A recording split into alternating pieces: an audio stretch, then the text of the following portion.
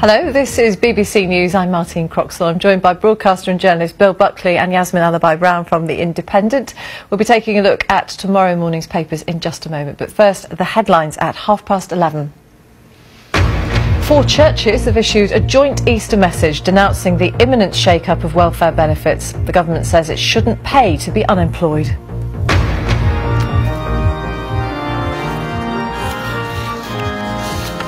Pope Francis has called for peace in Syria in his first Easter address as pontiff in front of tens of thousands of people in St Peter's Square. The new Archbishop of Canterbury has warned against investing too much faith in fallible leaders.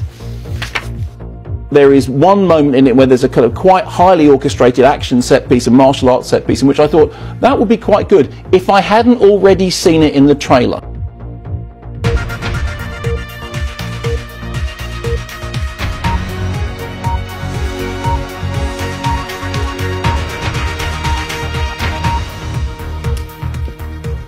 Hello and welcome to our look ahead to what the papers will be bringing us tomorrow. With me are broadcaster and journalist Buckley and Yasmin Alibhai-Brown from The Independent. First, let's have a look at those front pages, starting with the Daily Telegraph. It headlines the clash between the church and the government over changes to benefits. The Express says house prices are set to soar. The front page also shows some rather cold-looking children on the coldest Easter ever on a beach in Blackpool. The Financial Times says the Prudential is paving the way in a new corporate-backed lettings market. The Guardian devotes its entire front page to tomorrow's benefit changes under the headline, "The Day Britain Changed."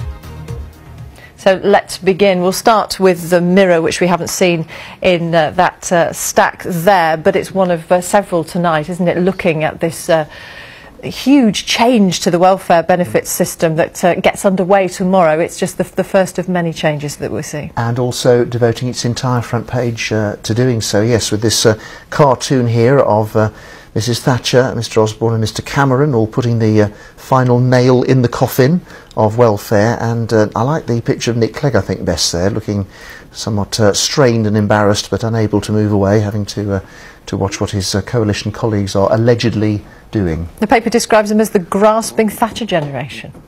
Yes, and this is interesting because I think it is important to give some historical context to where we are now. What is to me extraordinary is that Mrs Thatcher, the Iron Lady, wouldn't have dared, really would not have dared, to do much of the stuff that the coalition is pushing through.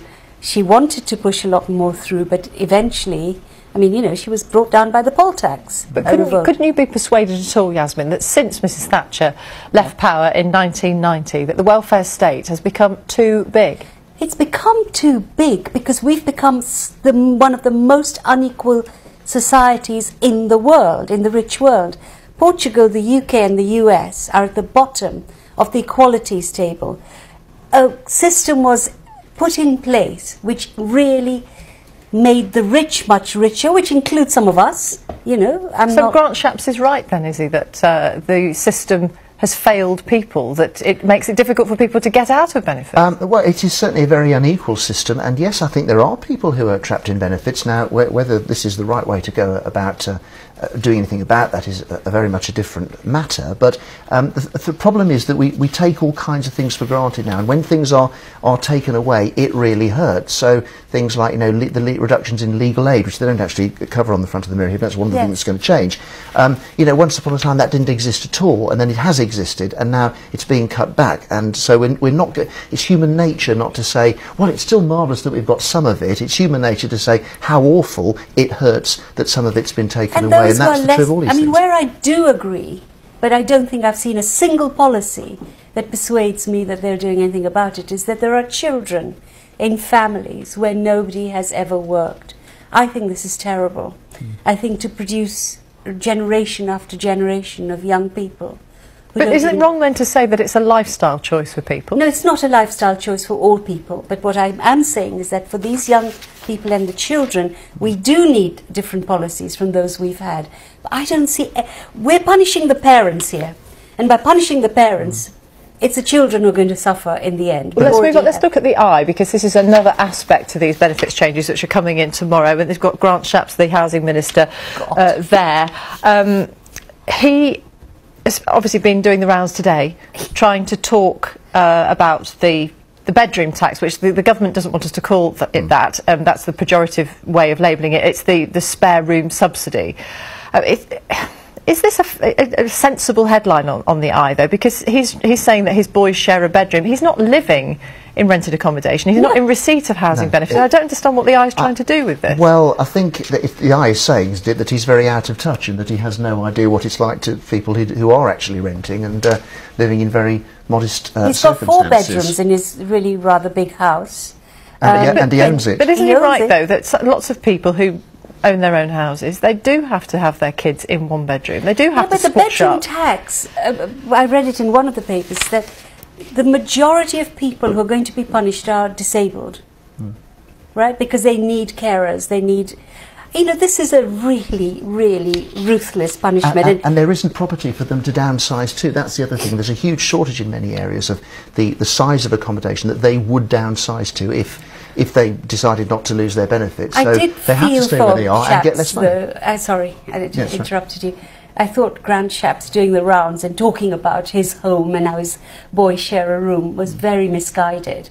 I mean, he fell into a trap, and I didn't know whether to laugh or cry at him, but he should have thought about how this would be received, really. The Guardian's done us a huge favour with this story, hasn't it? Well, we won't dwell on it because we did look at it in the last hour, but they've really gone to town and set out which changes come into effect on Monday and then the changes that happen the following week and later on in the month. And it just sets it out, just how enormous the change is going to be to the system. In a very measured way, you know, contrasting with the Mirror, which also goes through a list but has a picture of the Conservatives nailing down the coffin. You know, so it's interesting their treatment of it. But the one that I fear we're all going to feel very soon and very strongly is the NHS changes. The commissioning process being changed. Quite a huge number of professionals in the service are against this. And I think the change that is coming, I've seen it with my own GP.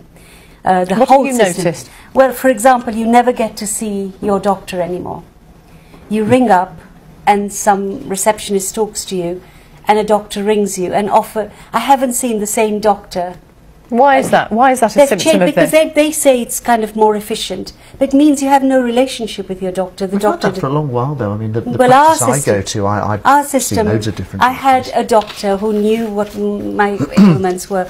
Not anymore. Well, I think that's quite dangerous. I think that's desirable, but I don't know that that's new, actually, Yasmin. Is it desirable? No, can't. No, desirable to see the same doctor, yes, but I think it's a problem that we've had for a long time. The Times is looking at the squeeze on family cash as austerity hits home. I imagine that they will go through all the different changes bit by bit. It's saying that about 24 million workers will have their income tax cut this week in an attempt by ministers to combat the squeeze facing households. But family incomes will shrink by as much as £5,000 over the next year. Giving a little, taking away a lot, yes. And these are middle income, low to middle income families who are working. So what, you know, if they're serious that the strivers are not going to be punished, well, clearly they are.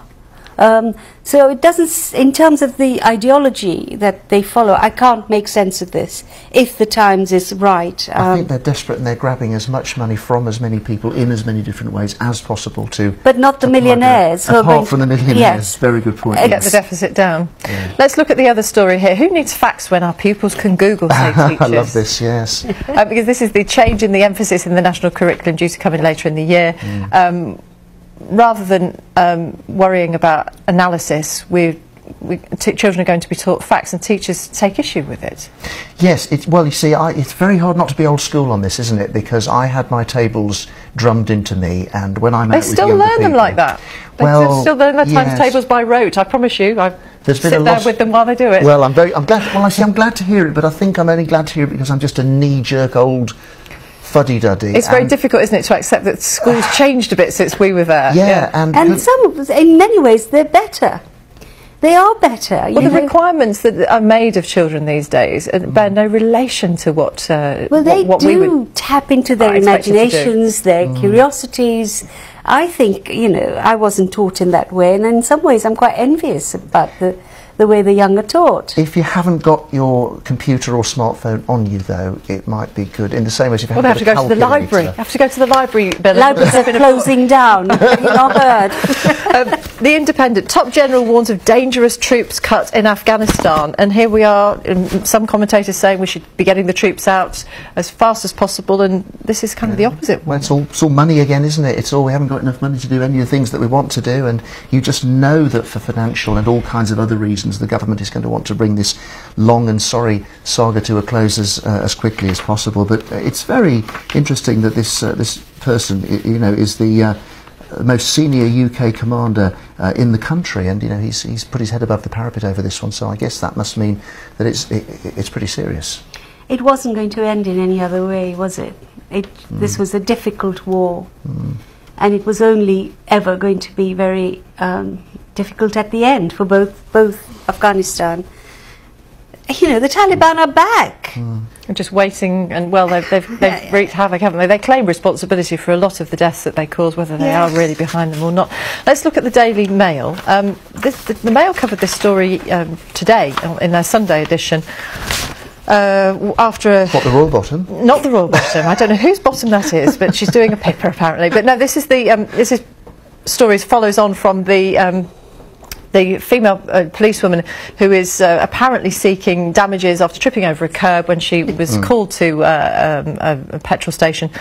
And now the Daily Mail's taking this further, saying that there's a wider issue here. It's not just one isolated incident, but police officers apparently seeking compensation. Put over £20 million a year in personal injury. It's a microcosm of our modern society. We've become highly litigious. Where there's a blame, there's a claim. You know, the adverts screaming out at you on the telly. If you don't get on the bandwagon, you're a fool to miss out. Well, I think, you know, this particular case, if it's true at all, is absurd. But there are police officers who get very badly hurt in certain situations. But will it make people wary of calling the police out if there's a risk of litigation? Well, it is a bit worrying, isn't it? Especially for a business. And it'll, you know, it just says, actually, there's no risk-free society. There is no risk-free life. And yet we seem to be expecting that even when we're in the police force, which seems very odd. Well, that's it for the papers for tonight. A good range of stories for us. Thank you very much, Bill and Yasmin, for coming in and talking us through those front pages. So you can get all the latest on the front pages every night here at 10:30 and 11:30. I hope you know by now we've been running the trail often enough here on the BBC News channel. Coming up next, the Film Review.